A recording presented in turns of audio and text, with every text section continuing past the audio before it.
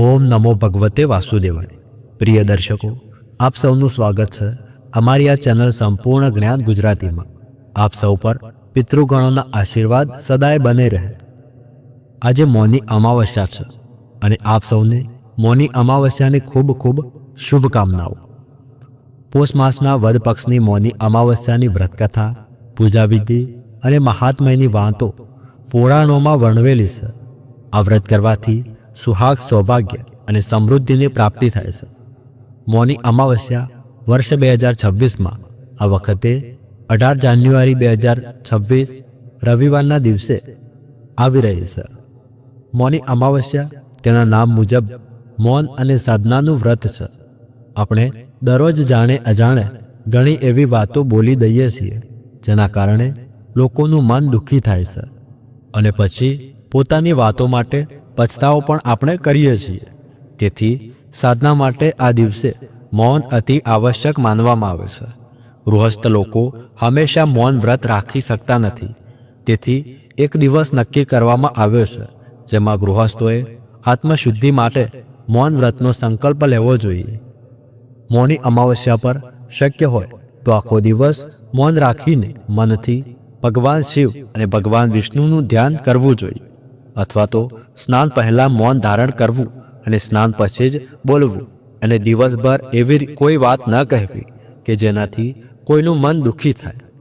મૌની અમાસ પોષ માસના વદ પક્ષના 14ના બીજા દિવસે આવે છે અને પોષ કૃષ્ણ ચતુર્દશીના દિવસે ભગવાન શિવના લગ્ન માતા પાર્વતી સાથે નક્કી થયા હતા અને બીજા દિવસે મુનિઓ અને દેવતાઓએ ભગવાન શિવની સાધના માટે તેમની ઉપાસના કરી હતી।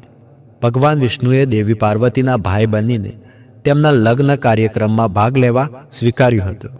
અને આ સિવાય મૌની અમાવસ્યાની કથા એવી પણ છે કે જે સાગર મંથન સમયે જ્યારે અસુરો અમૃત કળશ લઈને ભાગી રહ્યા હતા ત્યારે આ દિવસે અમૃતની બૂંદો પ્રયાગ સહિત અનેક સ્થળોએ પડી હતી। તેથી મૌની અમાવસ્યા પર પ્રયાગ સહિત અન્ય તીર્થોમાં સ્નાન કરી દાન પુણ્ય કરવાથી અનેક ગણો લાભ મળે છે। લાભ તો આ દિવસે વ્રત કરવાથી અને કથા શ્રવણથી પણ ખૂબ મળે છે। આ બધાની સાથે અમાવસ્યાનો દિવસ પિતૃદેવતાઓને સમર્પિત માનવામાં આવે છે અને જો આ દિવસે અમાવસ્યાની કથા સાથે ભગવદ્ ગીતાના 7મા અધ્યાયનું પઠન કે શ્રવણ કરીને તેમનું પુણ્ય પોતાના પિતૃઓને અર્પણ કરવામાં આવે તો માત્ર પિતૃઓ તૃપ્ત થાય છે, એટલું જ નહીં પરંતુ પરિવારને ભરપૂર આશીર્વાદ આપે છે, જેના કારણે ઘરમાં સુખ શાંતિ રહે છે અને પિતૃ દોષ પણ દૂર થાય છે। તેથી આજે અમે તમને મૌની અમાવસ્યાના દિવસે સાંભળવામાં આવતી કેટલીક કથાઓ સંભળાવીએ છીએ અને સાથે સાથે તમે ભગવદ્ ગીતાના 7મા અધ્યાયનું ગુજરાતીમાં અનુવાદ પણ સાંભળશો। કથા શરૂ કરતા પહેલા જો તમે ચાહો છો કે તમારા પિતૃઓના આશીર્વાદ હંમેશા તમારા ઉપર, તમારા સંતાનો ઉપર બન્યા રહે અને તમારી બધી જ મનોકામનાઓ પૂર્ણ થાય તો આ વિડીયોને એક લાઈક કરી લેજો અને કોમેન્ટમાં જય પિતૃદેવ અવશ્ય લખી લેજો। તો ચાલો આજની સુંદર પૌરાણિક કથાનું શ્રવણ કરીએ। તો કથા મુજબ પ્રાચીન સમયમાં કાંચીપુરમાં એક બ્રાહ્મણ પરિવાર રહેતો હતો જે ખૂબ ધર્માત્મા હતો અને ધર્મપૂર્વક પોતાનું ગૃહસ્થ જીવન જીવતો હતો। આ બ્રાહ્મણનું નામ દેવસ્વામી હતું અને તેની પત્નીનું નામ ધનવતી હતું। તેમને 7 પુત્રો અને એકમાત્ર પુત્રી હતી અને તેનું નામ ગુણવતી હતું। જ્યારે ગુણવતી લગ્ન યોગ્ય બની ત્યારે ધનવતીએ દેવસ્વામીને કહ્યું કે હવે પુત્રીના લગ્ન માટે વર શોધવો જોઈએ। ત્યારે બ્રાહ્મણે પોતાના નાના પુત્રને બહેન ગુણવતીની કુંડળી આપી અને કહ્યું કે જ્યોતિષને કુંડળી બતાવી આવો જેથી તેના લગ્નની વાત આગળ વધે। જ્યોતિષે કન્યાની કુંડળી જોઈને જણાવ્યું કે લગ્ન થતાં જ આ કન્યા વિધવા બની જશે। જ્યોતિષની આ વાત જ્યારે બ્રાહ્મણ પરિવારને ખબર પડી ત્યારે તેઓ ખૂબ દુઃખી થયા અને તેનો ઉપાય પૂછ્યો। ત્યારે જ્યોતિષ મહારાજે કહ્યું કે હે બ્રાહ્મણ, સિંગલ દ્વીપમાં એક પતિવ્રતા સ્ત્રી રહે છે જેનું નામ સોના ધોબણ છે। જો કન્યાના લગ્ન પહેલા સોના તમારા ઘરે આવી પૂજન કરે અને આશીર્વાદ આપે તો આ દોષો દૂર થઈ જશે। ત્યારબાદ બ્રાહ્મણે પોતાની પુત્રી ગુણવતીને પોતાના સૌથી નાના પુત્ર સાથે સિંગલ દ્વીપ મોકલી દીધી અને બંને ભાઈ બહેન સમુદ્ર કિનારે પહોંચ્યા અને સમુદ્ર પાર કેવી રીતે કરવો તેનો વિચાર કરવા લાગ્યા. પરંતુ કોઈ માર્ગ ન મળતા બંને ભૂખ્યા પ્યાસા એક પીપળના વૃક્ષ નીચે આરામ કરવા લાગ્યા. તે વૃક્ષ પર એક ગિદ્ધનું પરિવાર માળામાં રહેતું હતું. તે સમયે માળામાં માત્ર ગિદ્ધના બચ્ચા હતા અને તેઓ સવારથી ભાઈ બહેનની વાતો અને પ્રવૃત્તિઓ જોઈ રહ્યા હતા. સાંજના સમયે જ્યારે ગિદ્ધની માતા બાળકો માટે ભોજન લઈને આવી ત્યારે બચ્ચાએ વૃક્ષ નીચે સૂતા ભાઈ બહેનની કથા પોતાની માતાને કહી. ત્યારે ગિદ્ધની માતાને બંને પર દયા આવી અને બાળકોના કહ્યાથી તેણે કહ્યું કે તમે ચિંતા ન કરો, હું તેમને સમુદ્ર પાર કરાવી દઈશ. માતાની વાત સાંભળી બચ્ચા ખૂબ ખુશ થયા અને આનંદથી ભોજન કર્યું. ત્યારબાદ ગિદ્ધની માતા બંને ભાઈ બહેન પાસે આવી અને બોલી કે મેં તમારી મુશ્કેલી જાણી લીધી છે, તમે ચિંતા ન કરો, હું તમારું કામ કરી શકું છું અને તેમને સોના ધોબણ સુધી પહોંચાડી દઈશ. ગિદ્ધની વાત સાંભળી બંને ભાઈ બહેન ખુશ થઈ ગયા અને વનમાં મળેલા કંદમૂળ ખાઈને રાત પસાર કરી. સવાર થતાં જ માદા ગિદ્ધે બંને ભાઈ બહેનને સમુદ્ર પાર કરાવી સિંગલ દ્વીપમાં સોના ધોબણના ઘર નજીક પહોંચાડી દીધા. હવે ગુણવતી સોના ધોબણના ઘર પાસે છુપાઈને રહેવા લાગી અને દરરોજ સવારે સૂર્યોદય થાય એ પહેલા ગુણવતી સોનાનું આંગણું લીપવા લાગી. એક દિવસ સોના ધોબણે પોતાની વહુઓને પૂછ્યું કે દરરોજ સવારમાં આપણું ઘર કોણ લીપે છે? ત્યારે વહુએ વખાણના લાલચે કહ્યું કે અમારા સિવાય આ કામ બીજું કોણ કરશે?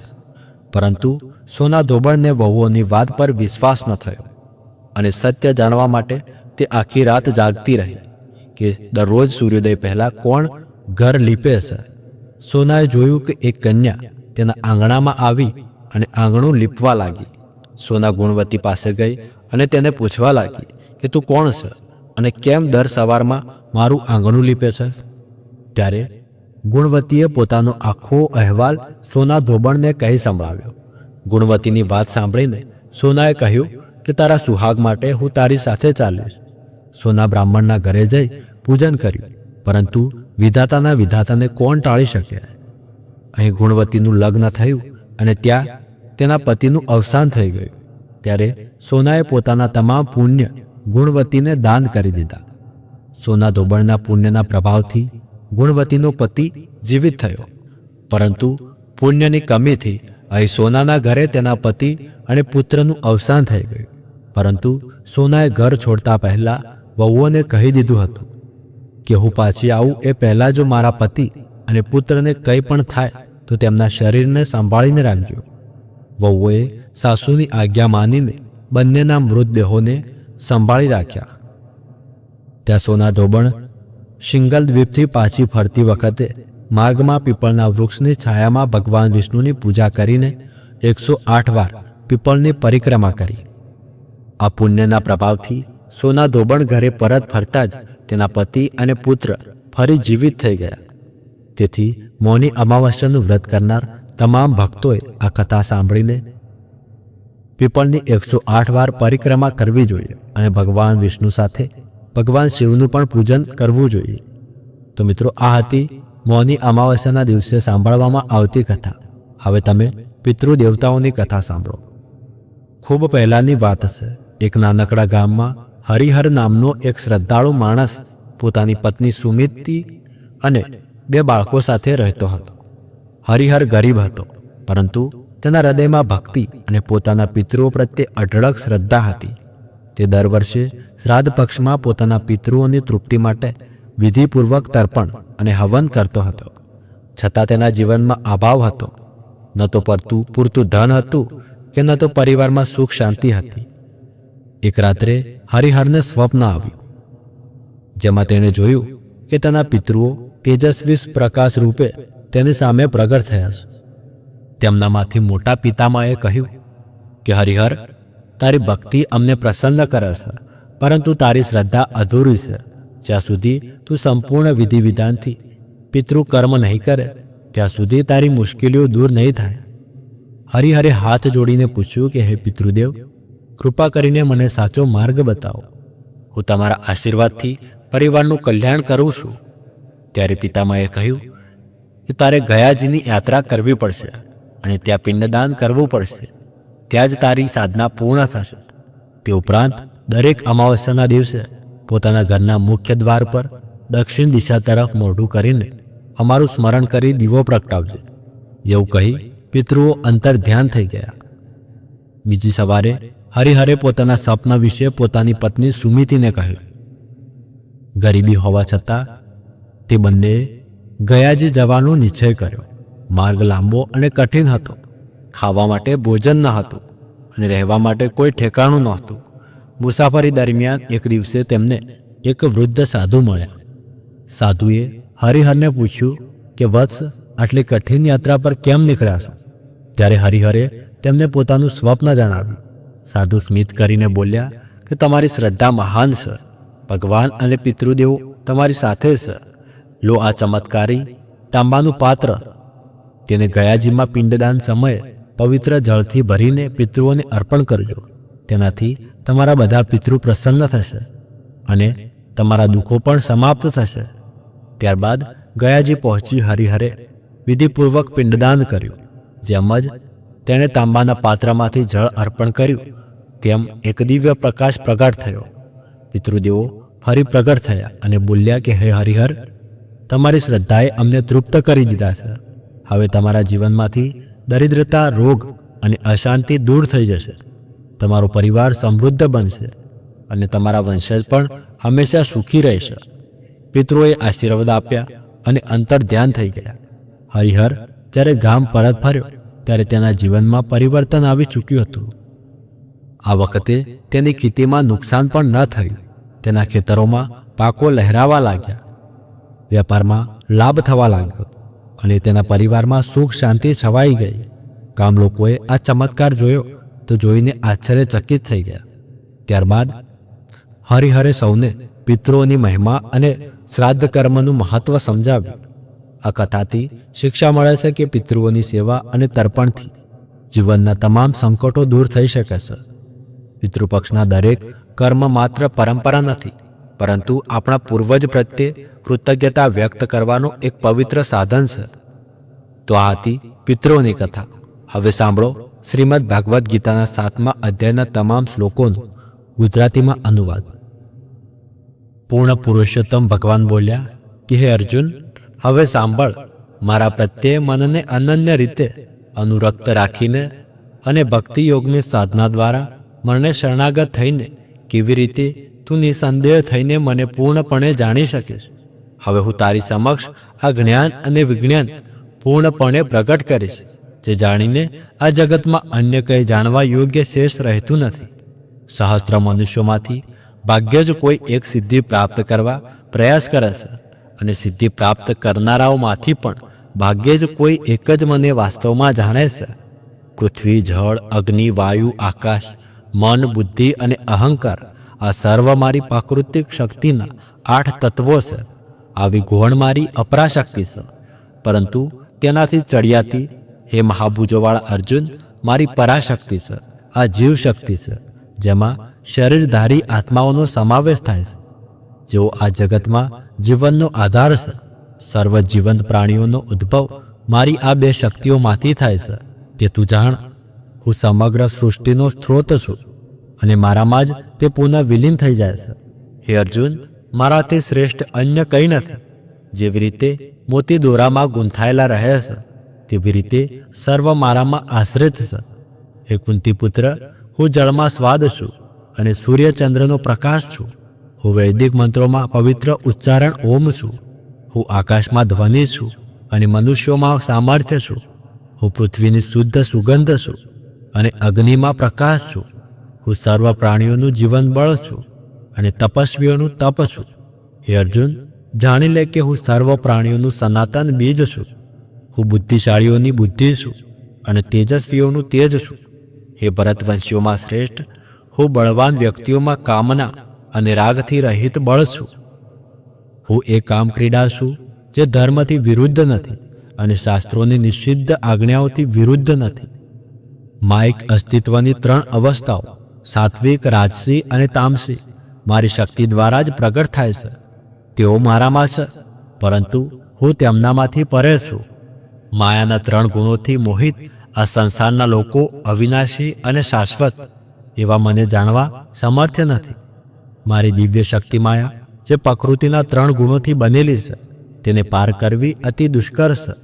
પરંતુ જે લોકો મને શરણાગત થાય છે, તે તેને સરળતાથી પાર કરી જાય છે. 4 પ્રકારના લોકો મને શરણાગત થતા નથી. તેઓ જે અજ્ઞાની છે, તેઓ જે મને જાણવાનું સામર્થ્ય ધરાવતા હોવા છતાં પ્રમાદી રીતે તેમની નિકૃષ્ટ પ્રકૃતિનું અનુસરણ કરે છે, અને તેઓ જેમની બુદ્ધિ ભ્રમિત થઈ ગઈ છે, અને તેઓ જે આસુરી પ્રકૃતિ ધરાવે છે. હે ભરત શ્રેષ્ઠ, 4 પ્રકારના પવિત્ર લોકો મારી ભક્તિમાં લીન થાય છે: સંતપ્ત, જિજ્ઞાસુ, સંસારી સંપત્તિના પિયાસુ અને જેઓ જ્ઞાનમાં સ્થિત છે. આમાંથી હું તેમને શ્રેષ્ઠતમ માનું છું, જે જ્ઞાનપૂર્વક મને ભજે છે તથા દ્રઢતાપૂર્વક અને અનન્ય રીતે મને સમર્પિત રહે છે. હું તેમને અતિ પ્રિય છું અને તેઓ મને અતિ પ્રિય છે.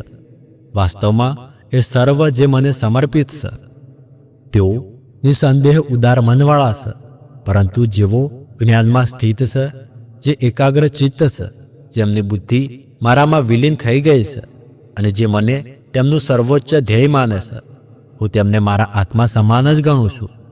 અનેક જન્મોની આધ્યાત્મિક સાધનાઓ પશ્ચાત જે મનુષ્ય જ્ઞાનથી સંપન્ન થાય છે, તે મને સર્વે સર્વા માનીને મારા શરણમાં આવે છે. આવા મહાત્મા અત્યંત દુર્બલ હોય છે, જેની બુદ્ધિ માયિક કામનાઓથી હરાઈ ગઈ છે. તેઓ સ્વર્ગીય દેવતાઓને શરણે જાય છે. પોતાની પ્રકૃતિને અનુસરીને તેઓ દેવતાઓની પૂજા કરે છે, અને આ દેવતાઓને રીઝવવાના આશયથી કર્મકાંડ કરે છે. દેવતાઓના જે કોઈ પણ સ્વરૂપની ભક્ત શ્રદ્ધાપૂર્વક આરાધના કરવા ઈચ્છે છે, હું એવા ભક્તોની શ્રદ્ધાને તે સ્વરૂપમાં દ્રઢ કરું છું. શ્રદ્ધાથી સંપન્ન ભક્ત કોઈ ચોક્કસ દેવતાની આરાધના કરે છે અને વાંછિત પદાર્થ પ્રાપ્ત કરે છે, પરંતુ વાસ્તવમાં હું જ આ ફળોની વ્યવસ્થા કરું છું. પરંતુ આ અલ્પજ્ઞાનીઓને પ્રાપ્ત થયેલું ફળ નાશવંત હોય છે. જેઓ સ્વર્ગીય દેવતાઓની પૂજા કરે છે, તેઓ સ્વર્ગલોકમાં જાય છે, જ્યારે મારા ભક્તો મારા ધામને પ્રાપ્ત કરે છે. અલ્પજ્ઞાનીઓ માને છે કે હું પૂર્ણ પુરુષોત્તમ શ્રી કૃષ્ણ પૂર્વે નિરાકાર હતો અને હવે આ સાકાર સ્વરૂપ ધારણ કર્યું છે. તેઓ મારી અવિનાશી અને સર્વોત્કૃષ્ટ પ્રકૃતિને જાણી શકતા નથી. મારી દિવ્ય યોગમાયાથી આચ્છાદિત હોવાથી હું બધાની સમક્ષ પ્રગટ થતો નથી. તેથી મૃત લોકો જે જ્ઞાનથી રહિત છે, તેઓ જાણતા નથી કે હું અજન્મા અને અવિનાશી છું. હે અર્જુન, હું ભૂત, વર્તમાન અને ભવિષ્ય જાણું છું, અને હું સર્વ જીવોને જાણું છું, પરંતુ મને કોઈ જાણતું નથી. હે ભરતવંશી, ઈચ્છા અને ઘૃણાનો દ્વંદ્વ મોહમાંથી ઉદ્ભવે છે. હે શત્રુઓના વિજેતા, આ માયિક ક્ષેત્રના સર્વ જીવો આના દ્વારા સંમોહિત થાય છે. પરંતુ જે વ્યક્તિઓના પાપ તેમના પવિત્ર કર્મો કરવાના કારણે નષ્ટ થઈ ગયા છે, તેઓ અદ્વૈતના મોહમાંથી મુક્ત થઈ જાય છે. આવા મનુષ્યો મને દ્રઢ નિશ્ચય સાથે ભજે છે. જેઓ મારું શરણ ગ્રહણ કરે છે, વૃદ્ધાવસ્થામાં અને મૃત્યુમાંથી મુક્તિ મેળવવા પ્રયત્ન કરે છે.